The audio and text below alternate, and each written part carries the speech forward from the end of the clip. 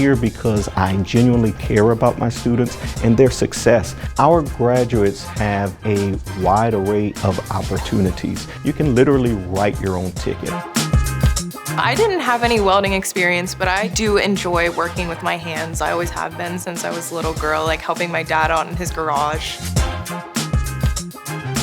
If I'd mess up, they'd be right there to let me know, tell me how to fix it, or how to go about it. It's very valuable to have these amazing instructors come out and tell you which ways you can better yourself and if you're doing something wrong.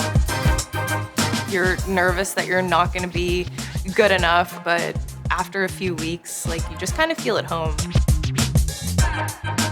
Safe roads, safe bridges, safe automobiles, safe semi-trucks. The world needs welding, and we need good people.